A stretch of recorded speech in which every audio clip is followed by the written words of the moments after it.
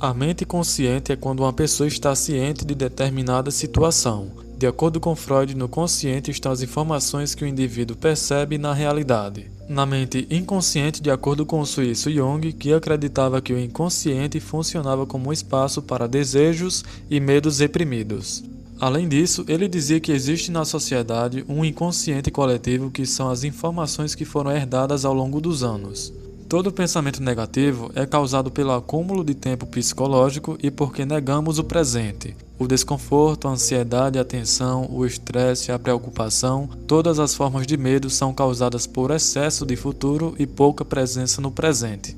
A culpa, o arrependimento, o ressentimento, a injustiça, a tristeza e todas as outras formas de incapacidade do perdão são causadas por excesso do passado e pouca presença. O medo é necessário, ele faz a gente ficar mais atento e isso é necessário para a nossa sobrevivência. Porém, existe um limite no medo que, se for extrapolado, pode virar uma doença psicológica. Estou falando tanto no excesso do medo como na ausência do medo. Uma pessoa que não tem medo de nada coloca sua vida em risco e todas as pessoas que estão à sua volta. A razão pela qual não colocamos a mão no fogo não é medo, e sim a certeza que vamos nos queimar.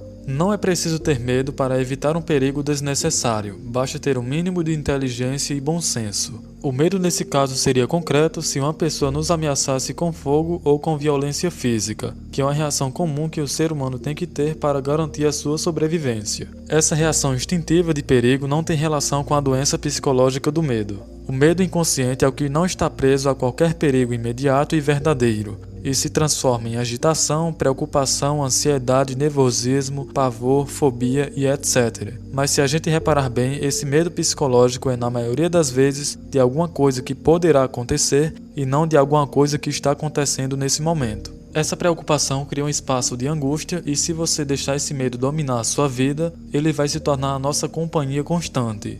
Podemos lidar com a situação no momento em que ela se apresenta, mas não podemos lidar com algo que é apenas uma projeção da nossa mente. Como eu falei antes, o medo ele deve existir. Acontece que ele também pode ser dominado dependendo do grau desse medo.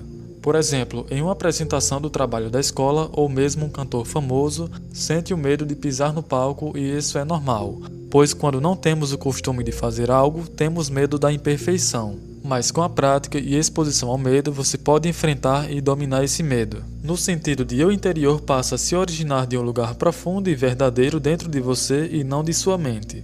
Tenha cuidado com qualquer tipo de defesa dentro de você, porque você está se defendendo de algo que é ilusório e que é somente uma imagem fictícia. No budismo, existe uma metáfora que é a metáfora da cobra, que é uma corda. Nessa analogia, em uma sala escura, sentimos medo ao ver o vulto de uma cobra. Buda liga o interruptor da luz e reconhecemos que era apenas uma corda que no escuro se confundia com uma cobra. O importante nessa metáfora é que, se a luz fosse apagada, não teríamos mais medo. Nunca houve nenhuma cobra lá, e se libertamos do medo e da ansiedade, mas nada mudou. A causa do medo é o nosso engano. Como foi falado no início, existe uma parte inconsciente que comanda nossas emoções e nossa vida. Quando desenvolvemos fobias, medos, traumas e etc., é porque nosso inconsciente está cheio de crenças e experiências reprimidas, que precisamos trabalhar para se tornarem conscientes. Por isso, é necessário alguém que possa acender a luz do quarto, que pode ser um psicólogo, um terapeuta, uma pessoa de sua confiança